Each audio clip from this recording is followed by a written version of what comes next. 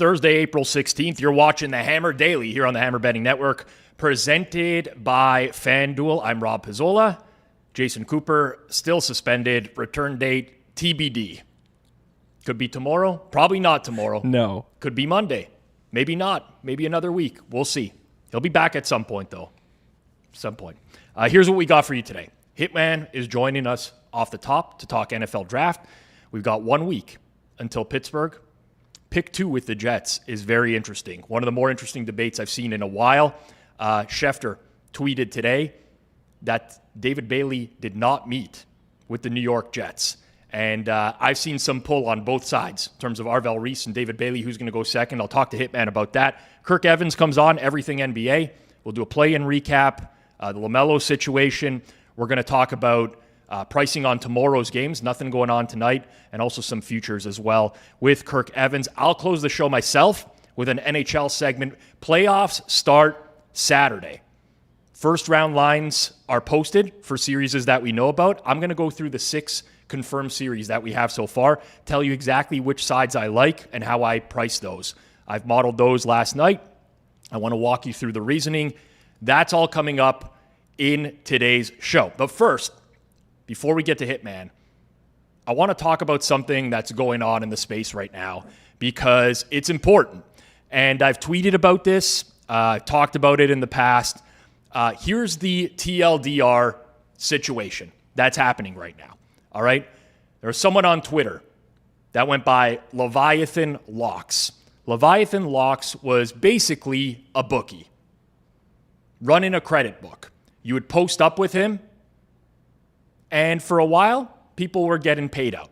There was an account named Boomer Bets that was promoting him to his audience.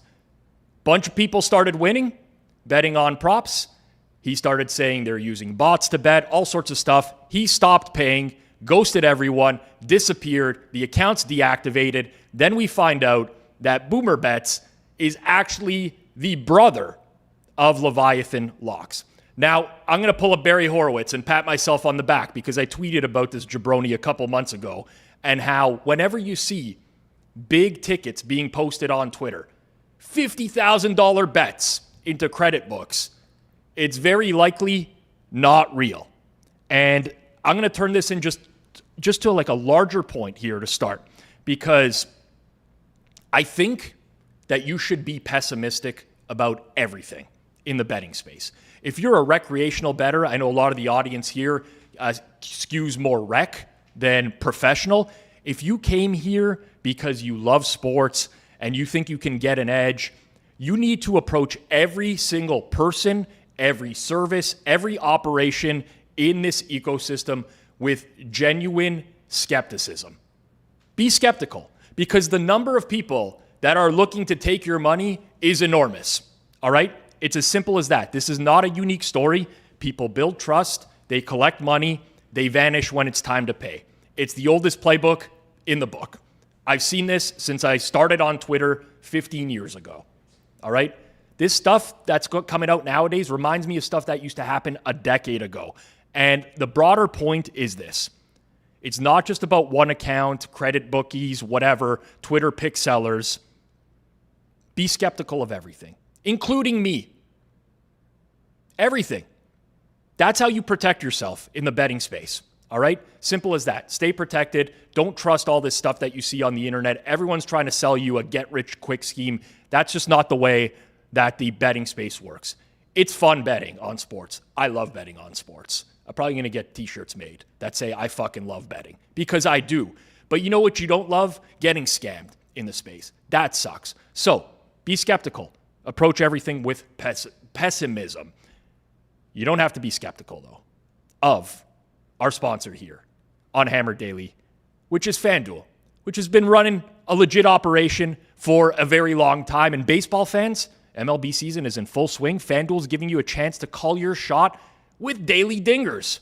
Joining the action is easy. You make a free pick on who's hitting a home run in their game. If you're right, you get a profit boost to use on your next bet for a chance at extra innings. It's just another reason why FanDuel is the home of home runs. And let's take a look at the board here really quickly because we've got a lot of afternoon baseball today. And FanDuel does offer some pretty good prices on dingers across the board. I would say we got the Athletics Rangers at 3:05 Eastern. Corey Seager plus 410. Pretty solid, in my opinion. In that same game, Wyatt Langford, not bad either, at plus 520. I'm a bit of a homer. I bet Dalton Varsho earlier today. Blue Jays are playing the Brewers this afternoon as well. And I think those are probably some good looks here for dingers this afternoon. You can head over to FanDuel.com/HammerDaily to get started. It's FanDuel.com/HammerDaily to opt in for daily dingers and make your free pick on who's hitting a home run. Play ball and swing for the fences on FanDuel, an official partner of Major League Baseball. He must be 21 plus in select states. For Kansas, in affiliation with Kansas Star Casino, 18 plus in D.C., Kentucky, Wyoming. No purchase necessary. Opt-in required. Bonus issued as non-withdrawable profit boost tokens. Restrictions apply, including any token expiration and max wager amount. See terms at sportsbook.fanduel.com. Gambling problem? Call 1-800-GAMBLER. 1-800-MY-RESET. Call 1-888-789-777 or visit ccpg.org/chat in Connecticut. mdgamblinghelp.org in Maryland. Visit gamblinghelplinema.org or call 800-327-5050. In Massachusetts, 1-877-8-HOPE-NY or text HOPE-NY in New York. Call 1-877-770-7867 in Louisiana. All right, I'm going to get the chat open here on the side on my iPad here really quickly. If you do want to chat throughout the show, I am reading them. Just an easy way to boost us in the algorithm if you are here for the live show today. But let's get into it. Our first guest, pro sports bettor based in New Jersey.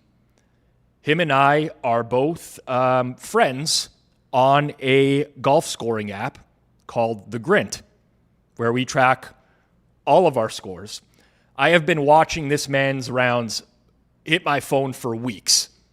Literally, I mean, this guy is golfing like 6 times a week right now. He's out there pretty much every single day. Hitman, how's it going? You been enjoying the links? You know, they call your friend the great aggregator. We're going to rename you, Pizzola, the great exaggerator, because, listen, two days a week, 3 on a good week, 6 days a week, it's a little bit of an exaggeration. Okay. But I guess 2 to 3 days a week is a lot for normal people. Yeah, so. It's really weird because I'm Toronto-based, you're New Jersey-based. I know you've been traveling a little bit for golf as well, but, like, weather's not too bad, relatively speaking here.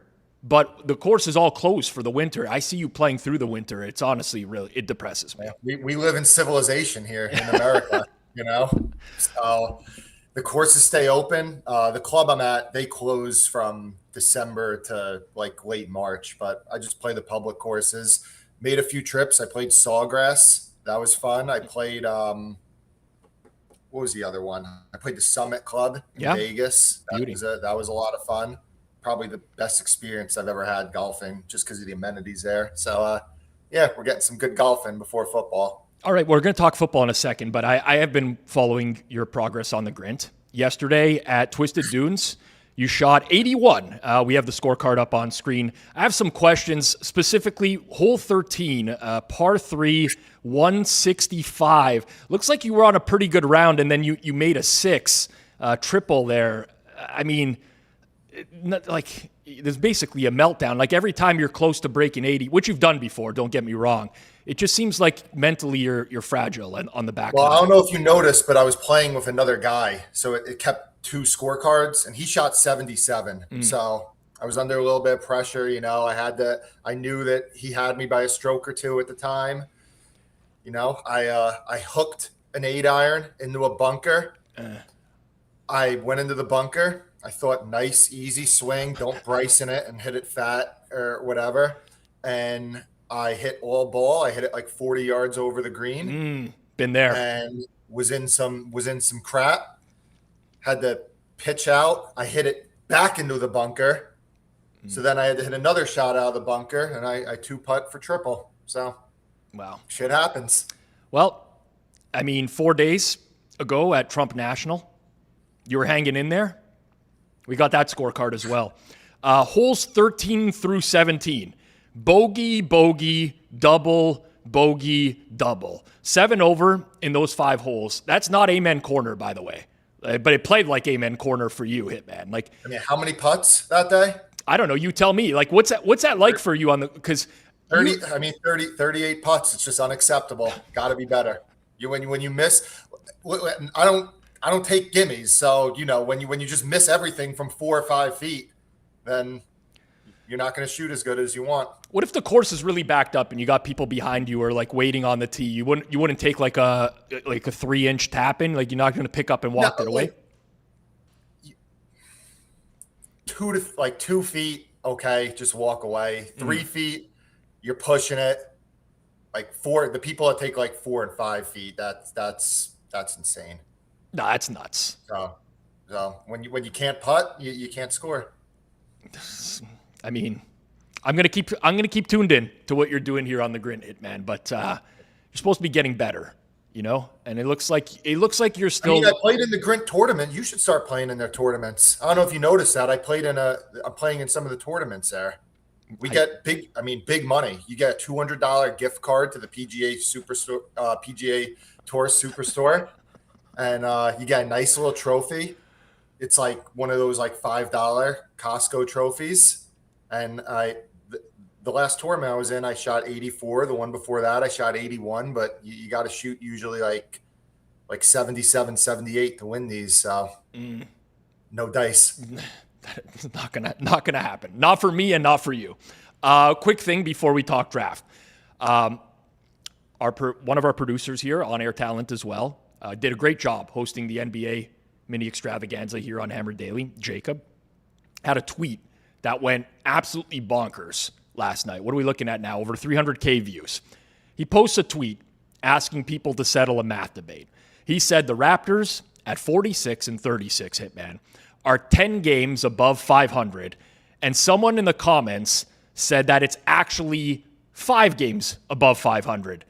We have this as a poll. I'm interested to see what people vote on that poll.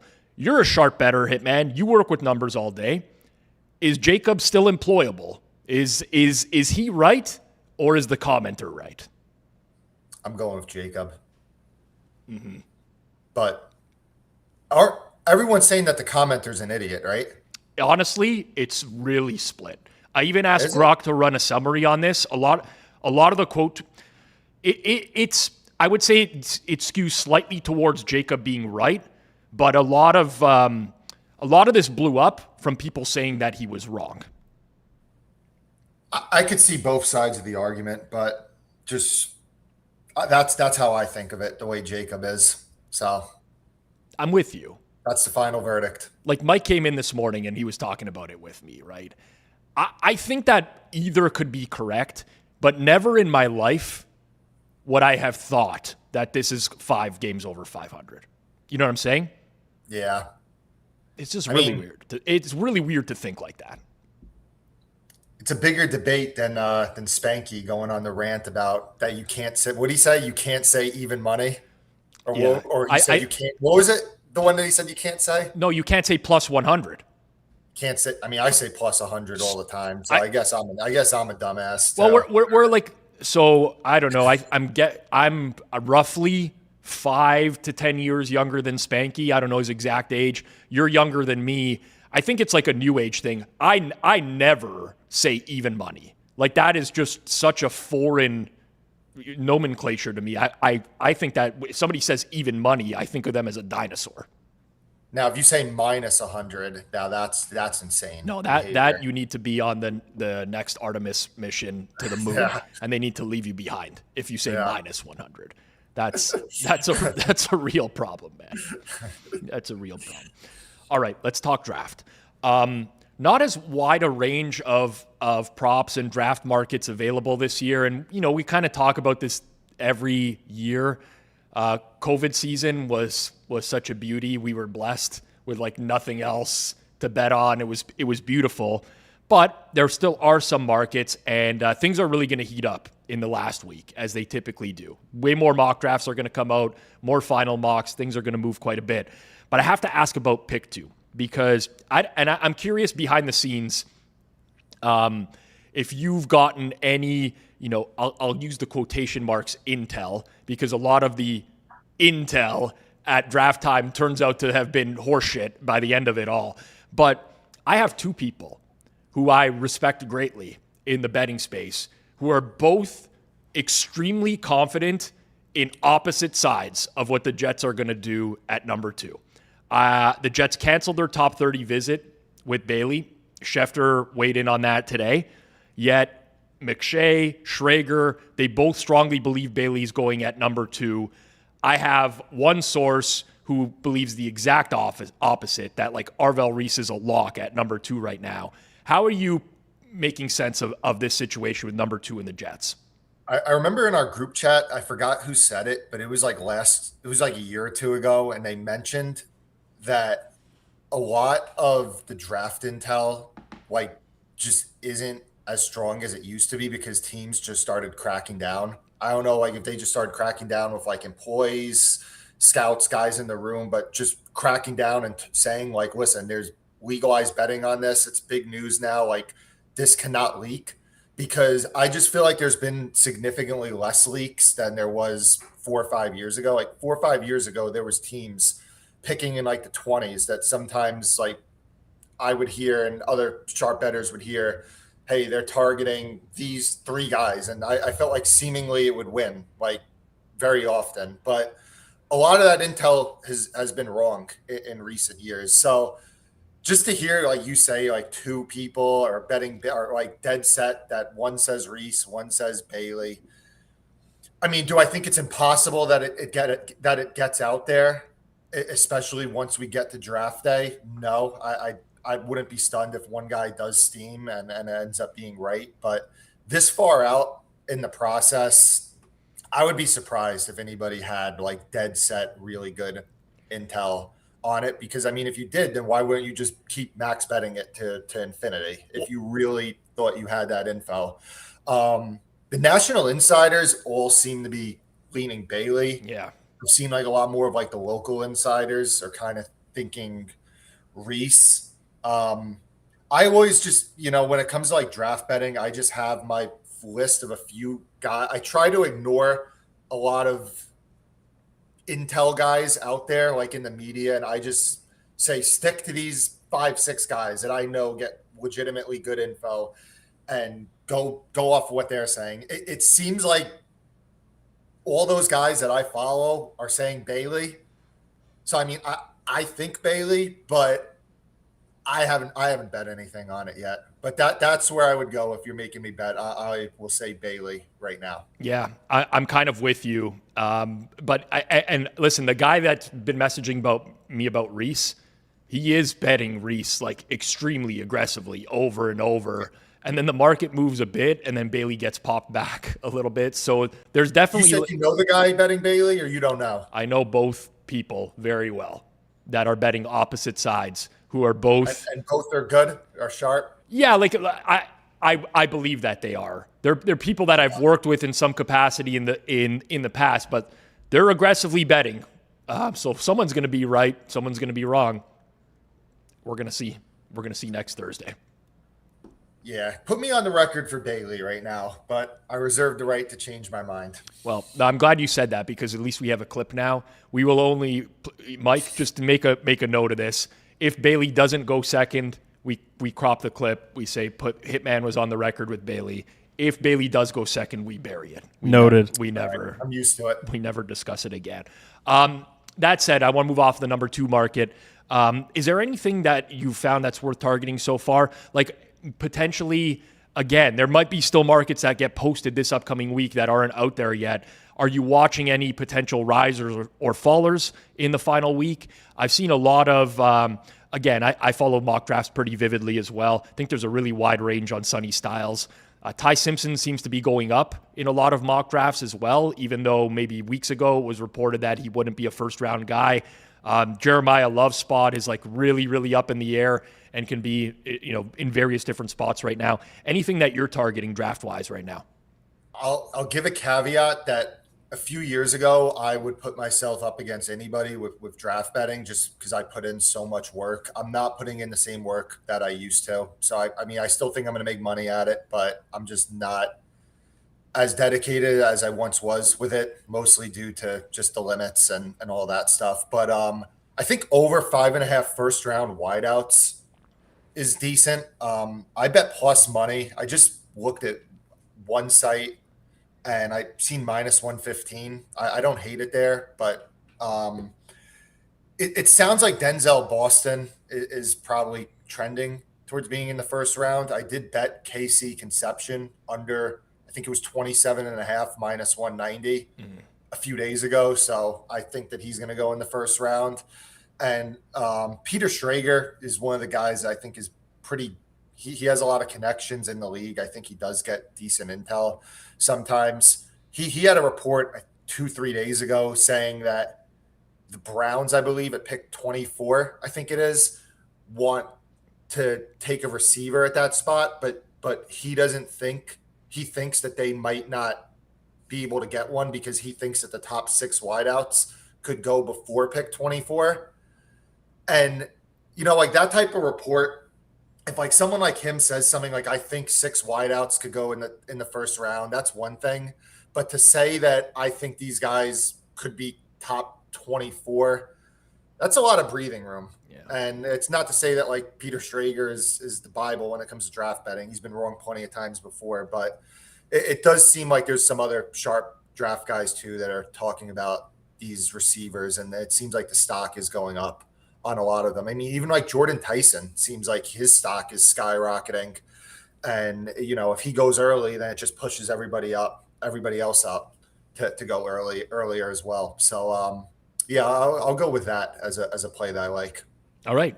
Over 5.5 wide receivers in the first round. I will say we did a mock draft on Forward Progress yesterday with myself, G-Stack, TA, and Austin, and we did have 6 wide receivers drafted in the first round, with Denzel Boston being drafted towards the end of the first round. So not that should be, don't use that in your handicapping, but just throwing it out there.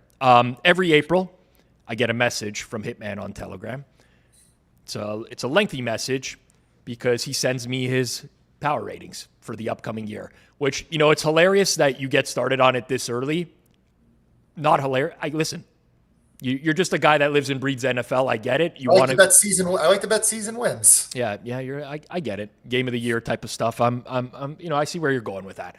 I wanted to flame you, honestly, but I looked through your power ratings, and I'm not going to share every single one of them.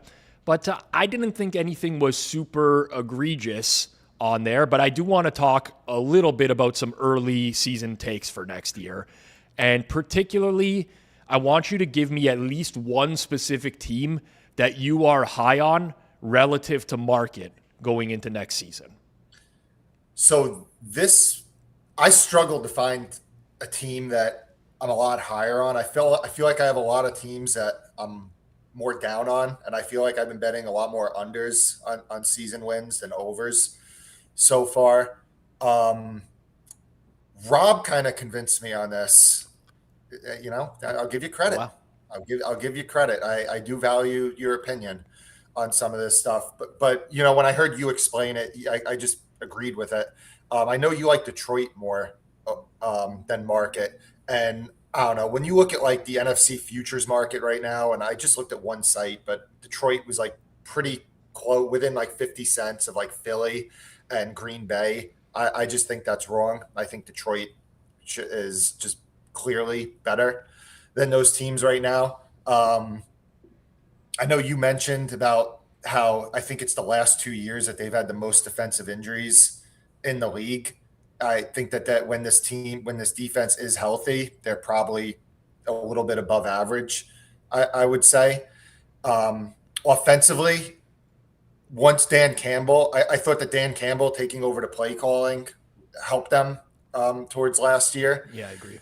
Getting Laporta back is obviously important. I'm a little bit worried about their offensive line, but I do expect that they're going to address it in the draft pretty early. And you know what, Hitman? There's honestly a lot of realistic scenarios where a tackle drops to them as well. Well, listen, this draft doesn't have like any bona fide stud like left tackles or anything like that, but there's a decent chance that they'll be able to get a good O lineman.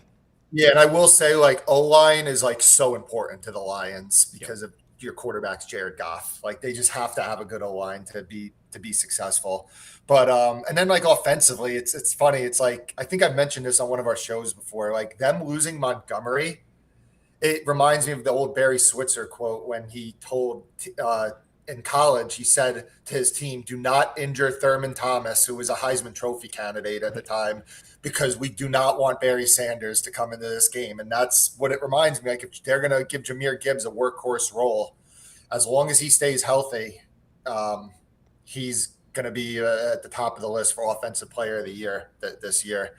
So yeah, I would go with Detroit as the team I'm a little bit higher on. Okay, and we'll close with one team that you are fading. Like what? At least you can give multiples if you want, but teams that you don't think are that might look good on paper, but are not as good as the market is indicating. The Eagles, AJ Brown is. I mean, he's going to get traded. I know there's a lot of talk about like addition by subtraction. That's a bunch of BS to me. He's one of the best. He's their go-to guy against man coverage. Like he's just a dominant receiver still, even if he's lost a little bit, which I think is a possibility. That he's lost a little bit, but that just makes him go from like the 5th best receiver to like the 12th best receiver or something like that. I know people are like, oh, well, I like the Hollywood Brown and Dontavian Wicks additions and everything. I mean, these guys were depth pieces and not doing anything special in much better situations than playing with Jalen Hurts as their starting quarterback. So I just think they're decent depth pieces to replace him. I think that there's potential locker room issues, like all the blame being thrown around. Like I've heard from some people close there that like some of the players side with AJ Brown, some side with Hurts. They have the ESPN report that came out. You have a head coach and quarterback that's possibly on the hot seat. You have all the talk about like Vic Fangio was going to resign. You have the Jeff Stoutland left, arguably the best offensive line coach in the league. The O-line's getting a little bit long in the tooth, and who knows how some of these guys like Jurgens and Dickerson respond from injuries last year. Like if they come back as the same players, and Lane Johnson, who knows with him also. My only concern is that they use the picks that they get for Brown and they trade for Myles Garrett or Max Crosby. That is my only concern, because if they do get a premium edge rusher, their corner trio is freaking nasty. Their linebackers are good. Their defense is going to be really good, especially if they got an edge rusher. Safety is really the one weakness right now. But yeah, I would go Eagles as the team I'm down on. 2-minute breakdown there on the Philadelphia Eagles, and you buried the lead, Hitman. The lead is Jalen Hurts sucks. Bingo, you nailed it. Yeah. The starting quarterback is still Jalen Hurts. And people might be like, Flupp used to be in our chat, and I would say this is after he won the Super Bowl. I was like, he's the 16th best quarterback in the league. I don't care. And Flupp was like, oh, no. He's the 8th best quarterback in the league. He sucks. Well, he sucks. Flupp is still in the chat. He just doesn't respond anymore because most of the time when he throws out a take, it ends up being really bad. And it's why he had to accept a position as a trader, and he no longer is betting for a living, right? So, I mean, that's where we're at with that. Hitman, always appreciate it, man. Get back on the grind. Work on that par 3 game. Definitely, I mean, practice out of those bunkers, man. You can't be sculling stuff 40 yards over the green from a greenside bunker. So, you just got to work on that, all right? I'm playing 9 today, so I will work on it. Shocking. Thank you. I only play 2 to 3 days a week. And I'm playing tomorrow, but I'm very late. I'm having a kid soon, so I'm probably going to lose a little. Thank you. I appreciate it. So I'm going to lose. I'm going to go from 100 rounds a year probably to like 80. Mm-hmm. So I got to get it in now. Might have to slow down on those drives out to Atlantic City as well. The kiosk mashing. I don't know, that you might have to pass that off to Uncle K or something like that. Nah, my wife is in full support of me working. I got to make the money. She's a little high maintenance. I love her, but she likes to spend money. So I got to keep making it. Welcome to my life, man. Hitman, always appreciate it, man. Chat soon. Later. Thank you. All right, Hitman428 on Twitter. Give him a follow. Always like busting his chops when it comes to golf. 2 to 3 times a week. Get out of here. Guy is not real. Quick promo before our next guest. I talked about it with Hitman, but yesterday over on Forward Progress, we did an entire NFL mock draft where myself, Austin, G-Stack George, Cleve TA, we all took 8 teams and we drafted as if we were the general managers. I think we ended up with like 6 trades over the course of the video as well. Honestly, G-Stack George, this guy, he's like the trade proposals I was getting from George. They're like a direct slap in the face. You know, I can't stand in fantasy sports, you know, when you wake up, you see a trade offer and you kind of get excited and then you open it up and you're like, this is unbelievable. These are like horrible, horrible value. These are the types of things I was getting from G-Stack George, but it got pretty wild. I think it was a pretty cool process overall. If you want to check it out, Forward Progress on YouTube. Link is in the description below. Great watch with the draft a week away. And if you want to drop a comment on how you think we did in that draft, that goes a long way as well. But the thumbnail, like I've spent hours laughing. I used obviously AI because George sent me some description that he wanted. Can we see that thumbnail one more time Yeah, really quickly? yeah. Okay, so my wife saw this thumbnail and she's like, what the hell? She's like, you're like, your face is so much wider. I'm like, I don't know what. Honestly, it looks like you took my face and you stretched it out and you put it on Eric Eager's body. No, so obviously George was like, put us in a war room. I was like, all right, let's do it. Yeah. And there was no like clear war room picture to be able to crop everything. I was like, how could I actually make this work? So I was like, let's put it in chat or whatever. And yeah, this is probably like the second, third time I've done that. And it took George's orange shirt, his necklace, everything, and I was like, man, here it is. Like, I just got to use this. But yeah, you guys are in the war room, and the draft video was great. Yeah, I thought it was really good. I also love it. I love honestly, I'm a big sucker for AI generated images that are just like slightly off, and you notice a few. Austin looks the best. Like, he looks like pretty straight on. It's good. Austin looks pretty accurate. Yeah. George is also not that short. And he's not like George is. I don't know if he's my height, but he's not short like that. No, George is not short. Yeah. Anyways, we got to get real headshots done here. We do. All right, let's switch gears. Talk a little bit NBA. Been some really good play-in games in the last couple of nights. Like really, really solid. Unfortunately, I did not stay up to watch the end of the Warriors game last night because I was en route to losing a lot of props. And I didn't want to see the end of the game, but it actually worked out really well. I woke up this morning to a great surprise, considering I've been getting obliterated on NBA props going on about a week and a half now. But we will bring in Kirk Evans. He was on the mini extravaganza yesterday as well. Basketball originator. Great to have him back. Kirk, how are things? Things are good. Things are good. Yeah. You're in the chair, not Jason. That's always a win. I know. People are so much. I mean, that's just the way it is. I get it. Makes perfect sense. You know, I'll do the Jason impression here. You know, we got a couple games in the NBA tomorrow night. Kirk, why don't you walk us through them? Walk us through them. He says walk us through about 100 times over in one episode. What do you like in this game? Talk us through it. Yeah, talk us through it. Poor guy. I mean, that's what happens when you get suspended. You get roasted. I want to get your thoughts really quickly off the top, Kirk. Looks like LaMelo Ball is not going to get a suspension. He just got pretty heavily fined. Bam had to leave the game. Didn't come back. Personally, I thought it was an incredibly dirty play. And I know the stakes are higher at this point in the year. But I'm a rec basketball guy. If there was ever a play that warranted a suspension, I would say it's intentionally basically slew-footing another guy and having him leave the game injured. I don't know if you agree or disagree with me. I agree that it was a very dirty play. I think, I'm not sure what he did actually, caused the injury necessarily, because it looked like Bam was kind of falling either way. But it was clearly dirty, and there's a clip of him actually doing a similar thing to Bam years ago. So LaMelo, as much as he's kind of improved as a player, he still just does a lot of stupid stuff. But how many regular season games is the equivalent of a play-in game? Yeah. Like 7, 10, maybe more. So I just think that obviously if he did that, maybe he'd be suspended in the regular season, but obviously he would never be suspended for that many games. So I just don't unless you're a Magic fan or a Heat fan, I just don't think anyone actually wants him to be suspended, even though he deserves it.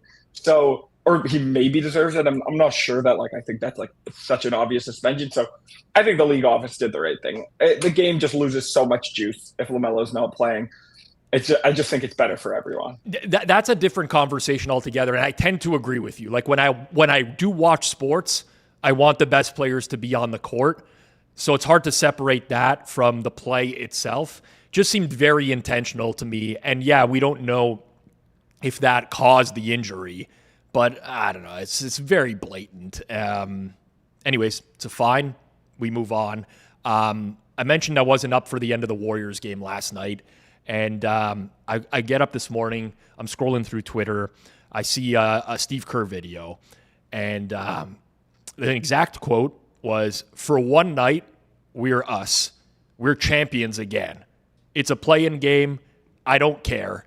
He's holding his hand on his heart when he's talking about it. I mean, I got to tell you, Kirk, I thought it was so lame. Like, this is a bit much for a play-in game. I get it.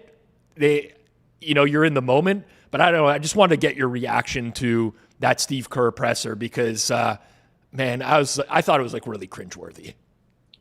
Yeah, I think that Kerr, I think might be gone at the end of this year. Right. This could be his second last game if they lose tomorrow night. So I don't know. Kerr always has these weird bits. He obviously had such a weird path as a coach where he started as a coach and coached one of the greatest teams ever, won a couple championships. So he always kind of has been maybe a bit snobbish in a weird way as a coach because he never had to really he never really had to grind up the ranks. He wasn't an assistant coach. He was a GM before coming in as a coach and a player, obviously. And then immediately he kind of just was coaching one of the best teams in the league, one of the best teams ever. So he's always been a bit odd. He says some odd things. But yeah, I tend to just agree with you here. It was a bit of a weird thing to say, a bit cringe. I don't even know if I would have seen it if you didn't message this to me this morning. But I do agree. It's just an odd thing to say. And it seems like people always have weird reactions when they win play-in games. Pat Beverly was crying a few years ago. Yeah. Yeah, I think players just kind of, and even I guess coaches, get a bit confused as what's going on. This is a game to get you into a slaughter fest in the playoffs. You don't need I love the intensity of the game, but then the reactions afterwards tend to be a bit odd. I think maybe because it's a one and done that you instead of a 7-game series where you have the emotions over a longer stretch, it might matter more, but I don't know. Also, the algorithm is really weird because if there was ever someone who was going to get served that, it would probably be a guy who follows basketball like yourself. And, I don't know. I don't know. But I saw it all over the place today. I watched it over a million times. Not a million. I just kept watching. I'm every single time I watched it, I'm this is really lame. Maybe it says a lot about me and how I perceive emotions in the sports world nowadays. Settle this debate. Talked about this with Hitman. Raptors were 46 and 36. Jacob Gramenya says that's 10 games above 500 in his head. A lot of people, YouTube commenters, people on Twitter, disagree. They say it's 5 games over 500. What is the correct answer? I think it's kind of language of the technical meaning of a word might not be how it's used in actual society, and how it's used in actual society kind of ends up being the meaning of the word.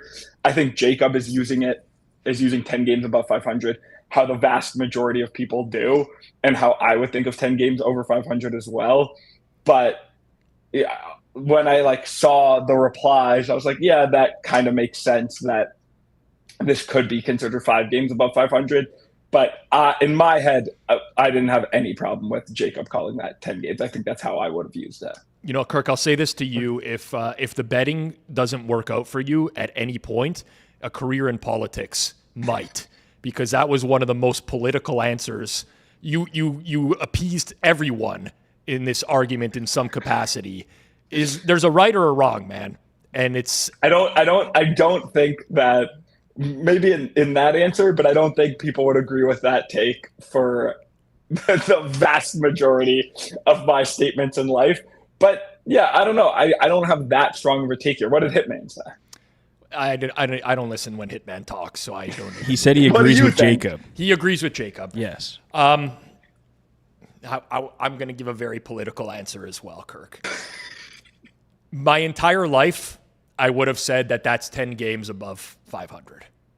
If anyone ever asked me, and I've always said it like that in baseball, whatever the sport may be.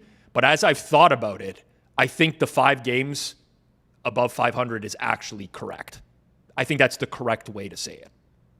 Yeah, so that's exactly what I thought. I know, but now I'm torn because I really want to dump on this person, right? Like for someone to go out of their way to comment that really triggers me. It upsets me. You know, it's like this person was so bothered by someone saying that they had to leave a comment about that. That is what upsets me the most, and I don't want to agree with them because of that. But I actually believe that that's like, I don't know if we put this into AI, what would like Claude or ChatGPT come back with? I'm almost certain they would say that 10 games above 500. No, I would say the opposite. I would say that the AI. I would think. I don't know. It's actually probably. I'll do it right now. I would say most people use 10 games above 500 there, and that's kind of how the language models learn. But as like a technical standpoint, it probably is 5 games above. We'll never really settle on universal opinion on this. Yeah. And also like the fixation on are you above or below 500 is generally dumb anyway. Yeah. I see. I'm looking at the comments right now, and there's also some disagreement there from Giovanni Ricci, Bet the Bookie. All right. North Ender. The results are in from ChatGPT. It's 10 games above 500. Quick way to think about it. 500 at 82 games would be 41-41. The team is 46-36. That's a +5 win differential and a -5 losses from 500. Net +10. Can I ask you what you prompted? Copy image, paste, and say, is this 10 games above 500 or 5? Got it. Because I was just wondering if you steered the AI in any direction. No. Games above 500 equals wins minus losses. 46 minus 36 equals 10. ChatGPT has spoken then. And that's premium too. Okay, I just Flex have... on Claude is giving me the exact... Claude is giving me the... I think Kirk might have just thrown this into Claude before he came on air and just basically read it. You know, they're breaking down the math here. The commenter is technically correct by the standard sports definition. The commenter. Did you use voice to text for that? Take Kirk's response? I did the exact same thing that you did. Oh, okay. Wow. AI feeding us different answers. Can you believe it? All right. Let's pivot. Let's talk some NBA moving forwards. Magic Hornets tomorrow night, Kirk, for the 8 seed. Winner plays Detroit. Pistons are going to be heavy favorites regardless, I assume, just based off a 60-22 record. I don't know ball. You can correct me. Yep. Not as like Charlotte, ratings wise, Charlotte and Detroit are like not that different. Okay. So I am a pretty big Detroit to win the East holder. And I do not want Charlotte to win this game. As much as I absolutely love the Charlotte Hornets, I would love the Orlando Magic to squeak this game now. Got it. So I actually was going to ask you about that. What is the difference in series pricing, roughly, between Pistons Magic and Pistons Hornets, because I assume the same thing as you. I've seen all the talk about Charlotte over the last couple months. How would the series be priced if it was the Magic versus the Hornets? I don't have my exact prices here, but like I would say that yeah, the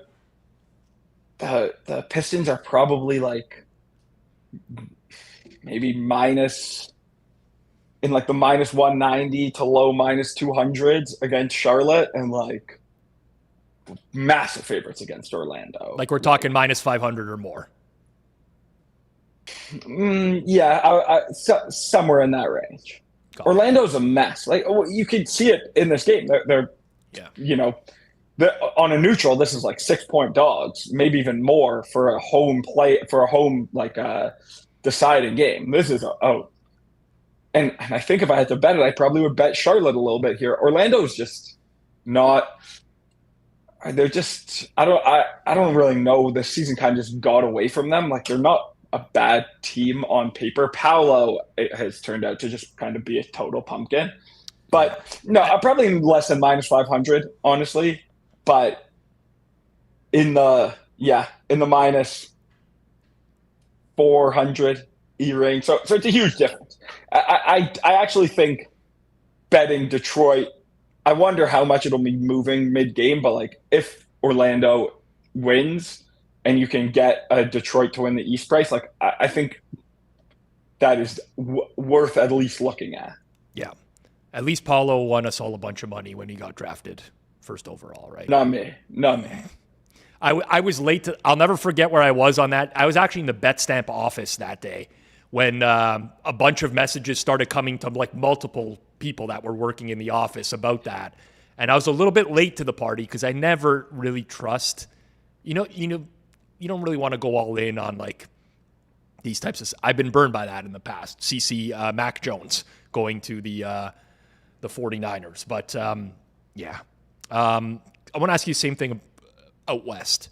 Suns Warriors, I think tomorrow night for the OKC matchup. OKC, I again am assuming at 64-18, best team in the league, is going to be a massive favorite against either team. But what's the meaningful difference in series price depending on Suns and Warriors? Like, are the Warriors, do they get credit for having the pedigree at all, or is that because honestly, I'm watching the highlights from last night. Steph Curry, down the stretch, pretty solid. Like, does that play into this at all? And does OKC have to be worried about either matchup? No. They'll be absolutely massive favorites against both these teams. I think the series price actually will be nearly identical in both these series, and it's going to be super long. Like Spurs are, minus 2,000. I think OKC would be probably even more so than that. I think maybe the Warriors would be priced like ever so slightly better, even though they're actually priced worse in this, or maybe around even on neutral. You do have like Steph has playoff experience, Draymond has playoff experience, but OKC is going to absolutely dominate both of these teams. It's much, much less intriguing than like these are teams going to slaughter. If Charlotte wins, like Charlotte could win the East. It's not likely, but they're pretty much just as good as every team in the East other than Boston. They don't really have playoff experience. It's a really hard road. I'm not saying they're not more than like 20-1, but like I don't know. I wouldn't bet the Warriors or Suns to win the East to win the West at like 200-1. They're no hopers, but Charlotte's a very real team. So and OKC is obviously a lot better than Detroit as well. So yeah, this is pigs going to slaughter here. It'll be a fun game, but the question will be, is it a 4-game series or a 5-game series? I want to keep it with OKC just for a second. I tuned into the extravaganza yesterday here on Hammer HQ, and OKC was the consensus futures pick for the title in range of plus 115, plus 120, which is, it's kind of weird, I find, at least whenever you're talking futures and the majority of people like a team that is pretty much being priced at close to a coin flip to win the NBA title when there's obviously going to be 16 teams in the mix. Shipper, Flupp, Peanut Butter all mentioned OKC. Shipper was most emphatic. He said, basically treat them like the 2019 Warriors. Just keep clicking them over and over. You yourself picked OKC to win, but didn't talk really about the future side of things. What do you think is the true fair price on OKC to win the title? I think plus 120 is good. I'm not like hammering it. If I'm betting parlays for other sports or other futures, I'll toss OKC in there. Interesting. They're probably like a slightly bigger than 50%, but I wouldn't go much past that. So if somebody was using like a fair of minus 105, like that you would say that roughly that's okay if to bet off of that number. Yeah, I think so. I would say so. I have a very big OKC position from like throughout the year, and I've been willing to throw them in parlays all year as well. So I do think it's good. I'm not like flying to bet it. I think the Spurs are a lot better than kind of expected earlier in the year. Boston is a higher power rated team. And OKC to end the year, it was a bit tough to tell how, are they, like one of the best teams ever or just clearly the best team in the league. I would say like earlier in the year, they were by far the best rated team I've ever had. And then they kind of got injured and they were maybe a little worse, but it was also their schedule was really like back heavy with a lot of better matchups later. So I'm not maybe as bullish, but I do agree with them. I definitely think it's good. Yeah. All right. Before I let you go here, I want you to give me one concrete bet heading into the weekend. NBA, or honestly, if you want to go elsewhere, totally up to you. But I want something actionable out of you, Kirk. Absolutely. So you're going to have to wait a few days for this one to go off. But I was betting this morning, and I think it's quite good. Lines best at our partners at FanDuel as well. Beauty. Victor Wembanyama under 28.5 points, minus 112 for the first game against Portland. This line, it's just too high in my opinion. I think the Bucks are anchoring a lot over Wemby scoring an absolute metric ton in the last few weeks of the season. But I actually think the last few weeks of the season are like less reflective of what these playoff games will look like than even more like January regular season games. The Spurs are fully healthy.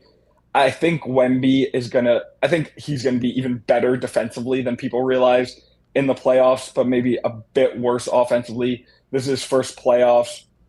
Portland's obviously going to look to take him away, number one, but it's just a really, really high number, especially for a game that's an 11-point spread. And I think they'll absolutely do everything they can to, like, if it's a 20-point game, there's no reason to stretch Wemby. Right. So yeah, I just cannot get to this high a number with a 220 total. I think this is really good. I think it'll probably close at like maybe leaning 26 and over 26.5 or juiced under to 27.5.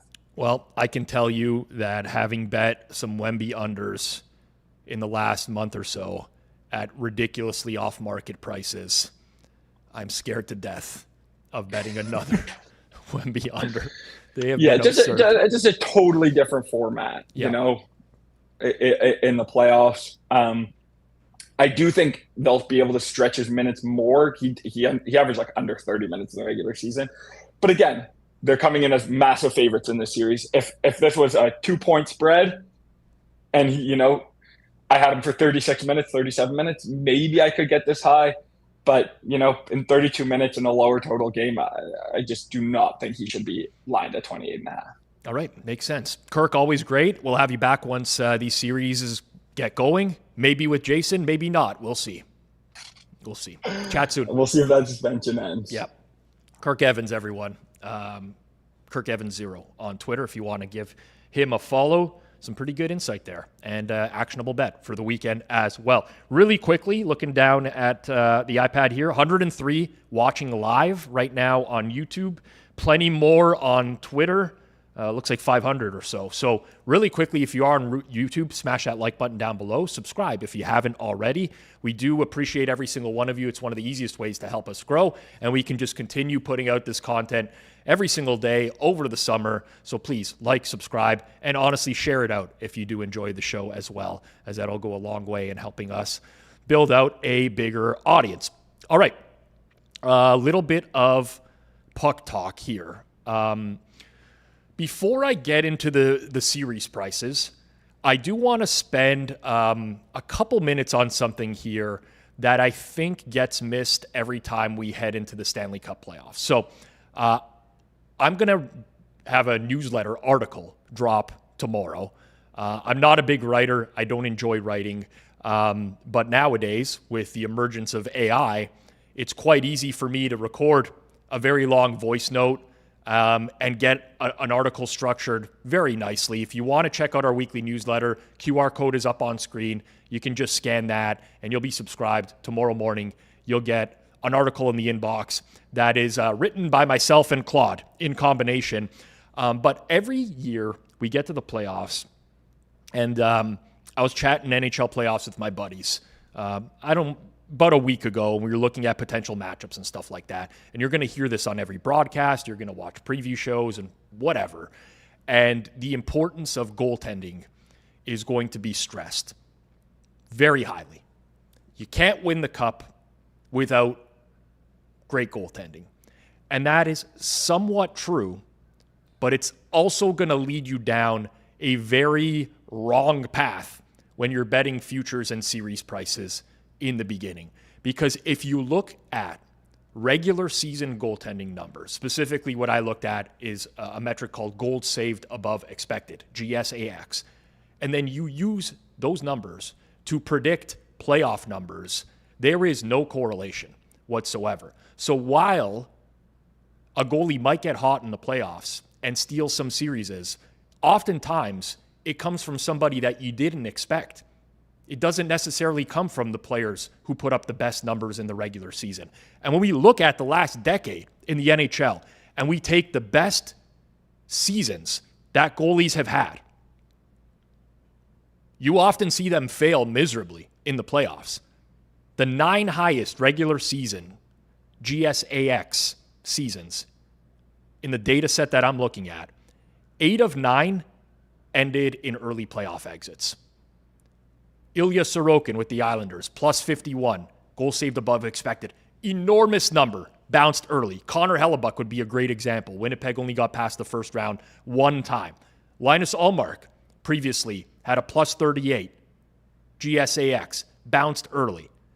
So just keep that in mind whenever somebody tells you goaltending is super important in the playoffs. Yes, it is, but it can come from anywhere. One year it came from Jordan Binnington, who wasn't even the starter that season. It was Jake Allen till he got injured. You know, we've had Logan Thompson make a deep run in a year where he wasn't very good. Braden Holtby in a year where he was terrible in the regular season, had a great performance in the playoffs. So yes, goaltending matters, but don't just look at who had a good goaltending this season and be like, well, they have a great goalie, they have a great chance to win, because the playoffs are fundamentally different.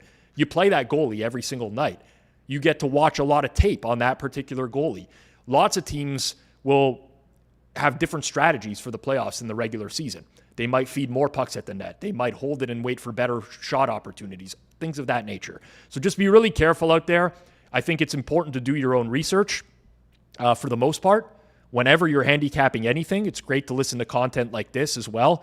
But at the end of the day, don't just take someone's word for it. Unless they've very clearly demonstrated that they know what they're talking about. Because oftentimes you're going to hear a lot of nonsense, like the goaltending stuff, which we are about to hear for the next couple days on end, over and over again. All right. Want to talk series prices right now. Just going to pull up my odds at FanDuel really quickly because I want to make sure that we are looking at the latest odds on every single series. So 6 of 8 series have been settled. There's some games going on tonight, which is going to finalize the Pacific Division. We will cover that on the show tomorrow. Tomorrow's Hammer Daily is exclusive to hockey. NHL playoff extravaganza. Alex Moretto is hosting. We got a great guest list. I will be appearing at some point. Dom Lucian from The Athletic, Todd Cordell, Matt Russell, So Money. Faces that you've seen pretty regularly here or on Edgework in the past are coming on over the course of the day. But let's see what we got going on right now in terms of the 6 series prices that are posted. And I will give you my thoughts on all of these. So Flyers and Penguins in the East. Pittsburgh minus 152, Philly plus 126 at FanDuel. I have a slight lean towards Philadelphia in this series, and I think I'm going to be opposite a lot of people on this one. I know definitely me and Moretto disagree on this. When this line first got posted, Alex was messaging me to see if I could get down on Pittsburgh for him. Since then, the number has moved quite a bit, where I think that at this point, no chance I'm playing Pittsburgh at this price. It's the Flyers or nothing. One thing I like to look at a lot during the playoffs that matters is not just pure regular season numbers, but regular season numbers against other playoff teams. In the past, that's been really predictive. So some teams will build up a really, really good resume over the course of a year, but a lot of it is built up by beating up bad teams within the division and really cooking those teams. But when they step up in class, they tend to struggle. And I think when you look at the profiles of both these teams, I don't think either of them is going deep in the playoffs. Probably a one and done. But Philadelphia has held up much better against better teams this season. And that tends to matter come playoff time. I know a lot of people like the Penguins' pedigree and the fact that they have some seasoned veterans. Again, if you want to run correlations on experience versus success in the playoffs, the correlation is actually negative. There's nothing to that other than what people will tell you at this time of year. I lean Philly at this price. Roughly my fair price will be in the range of like minus 120 to minus 125 for Pittsburgh. So it's not something that I would go nuts with, but that's one that I do lean to. All right, keep it moving in the East here. And we have Buffalo and Boston. Buffalo minus 178, Boston plus 146. I think Buffalo is underpriced in this series. I don't like laying heavy chalk in the playoffs necessarily, but again, let's go back to what I just talked about 5 minutes ago. There is a goaltending angle that's going to connect directly to the newsletter that's coming out tomorrow. Jeremy Swayman this year, plus 52.3 GSAX in the regular season. That is the single highest mark in the last decade. He has been unbelievably good this year, and I think that is inflating Boston's pricing in this game, in this matchup. I don't see where they have an advantage at all other than in net, and we know throughout history that goaltending performance in the regular season doesn't necessarily translate to the playoffs. I was expecting to see a 2 in front of Buffalo for this series. So I'm going to be looking to play the Sabres and some derivatives of the Sabres. I don't think that their season was a fluke at all. And I think Boston is kind of just like a paper tiger when we're looking at teams in the Eastern Conference this year. They will need Swayman to match that regular season performance to run deep. Carolina, Ottawa. We got the Hurricanes minus 172 and the Senators at plus 142.